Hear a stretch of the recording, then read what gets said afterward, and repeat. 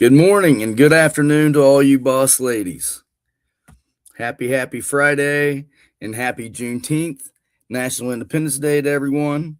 I hope everyone's having an amazing Friday so far. We definitely had some more storms blow through Indiana again this week. We've got tons of trees down. We've got houses damaged. We've got roofs tore off. We've got houses that are even like imploded.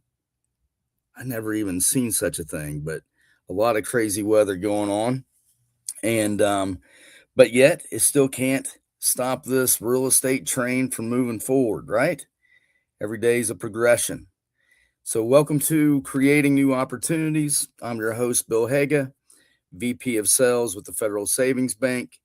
I'm now able to serve all 50 states. I love that. Love that. Thank you for you boss ladies that have reached out, who I haven't spoken to, just due to the simple fact that I wasn't licensed in your state. So thank you for reaching out. I appreciate you a ton. We're definitely going to get you some co-branded marketing materials and get you out there promoting some stuff. Okay. Awesome. All right. So I also, other than being able to serve all 50 states, I also have a slew of programs. All right. I mean, a whole list of them. So we're going to break down a couple of them, or at least one of them today, and talk about some new construction stuff. All right. So let's go ahead and get to today's agenda. So the Fed meeting, along with the market and rates, we'll talk about that. The Fed's met on Tuesday and Wednesday. We're going to talk about client wins for the week, types of new construction programs.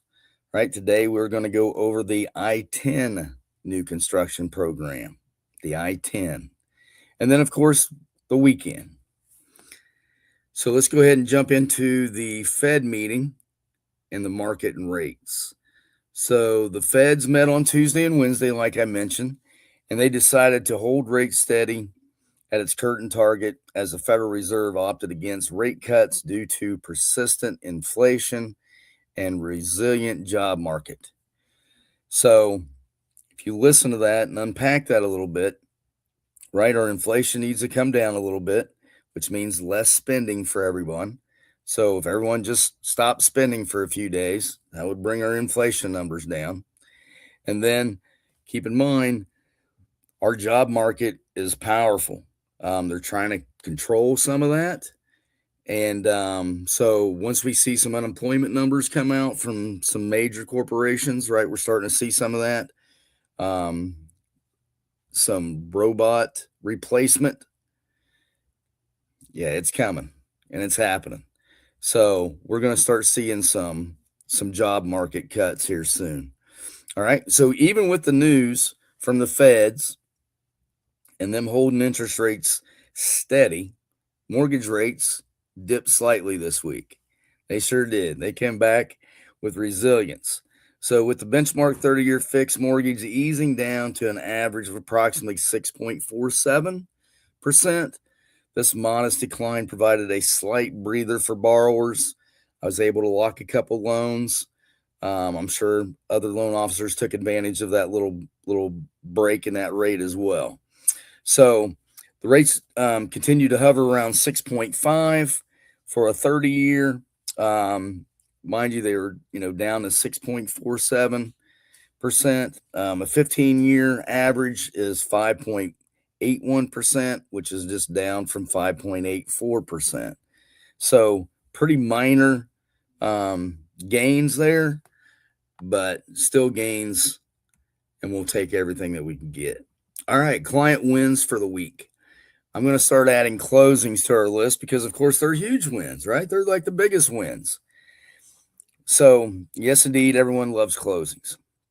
So I want to say congratulations to Angelina Kelly and Blair DeGroff on your closings. Congratulations, ladies.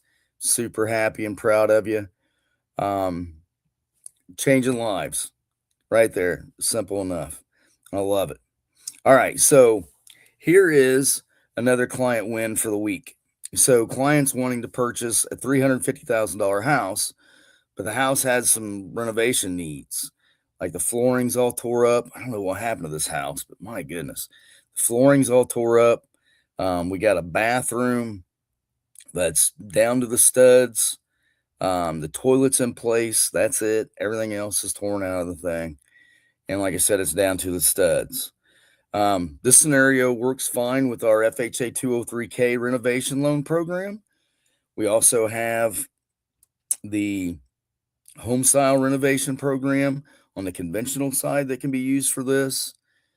So these are two good programs.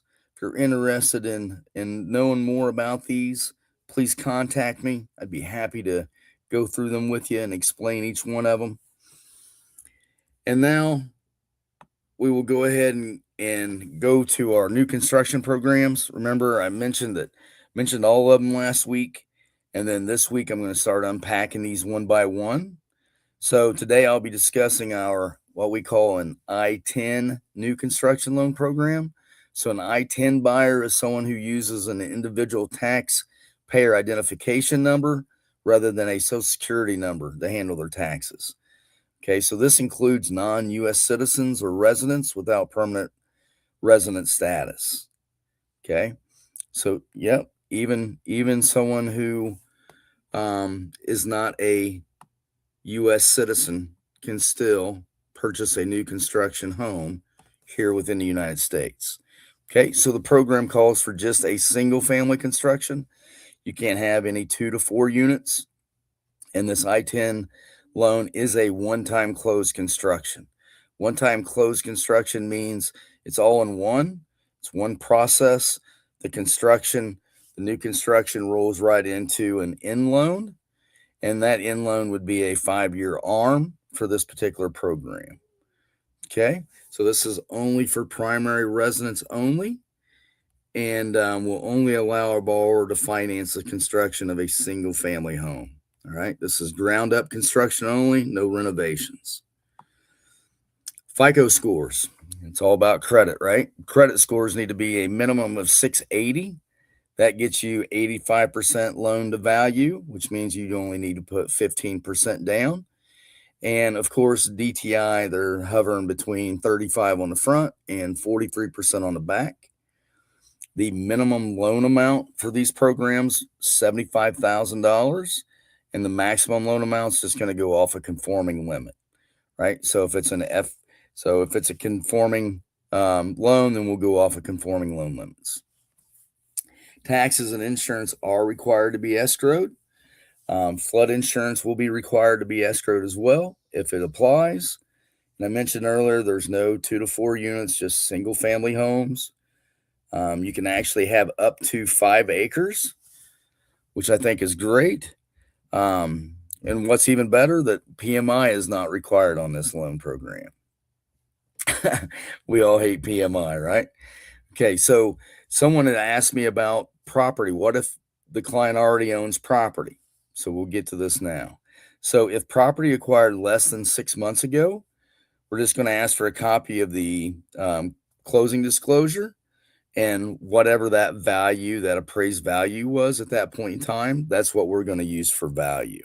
Now, if you've owned the property longer than 6 months, then that's when we'll go off of a new appraised value. Okay, that makes sense.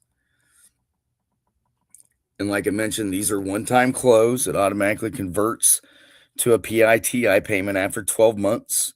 So during the construction period, client would be responsible to pay the interest-only payment until, of course, the house is completed, and it rolls into that 5-1 ARM. Okay, so that is somewhat the touches for our I-10 new construction loan program. I think this is a great approach. There's a lot of builders out there that don't have an in-house program for this particular clientele. As you can see, we do. So this would be a nice little niche if you're talking to any builders, to simply just explain, hey, do you have a program for non-U.S. citizens If you don't, then this would be a great end for you, okay, as well as myself. Okay, so if you have any questions on how to grow that piece, I'd be excited to explain it and help you with that. We'll get some co-branded marketing materials together, and you'll be able to start promoting that. Okay, so next week, next Friday, more about new construction loan programs and how you can add builders to your list of referral sources. I want to dive into that piece in a big way because I know new construction's a big part of our bank, the Federal Savings Bank, and there's a lot of new construction going on out there.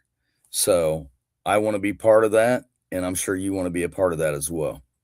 All right, so this weekend, just like most weekends, I will have my laptop on, my phone, all weekend while I'm enjoying the beautiful weather. It's supposed to be nice, thank goodness. It's Father's Day weekend, so happy Father's Day to all you fathers out there. I know I'll be spending some quality time with my family. In fact, we invited everybody over tomorrow around 3 o'clock, because around 4 o'clock we're going to start our wiffle ball game. uh, nothing funnier than playing ball when you're out of shape coming off the couch, right? So sounds like a fun time. I look forward to spending the time with the family and laughs, and should be a great time. So if you're out there, you're going to be out there working. Keep in mind my phone and laptop are always on. I run in the house, get you a pre-approval letter.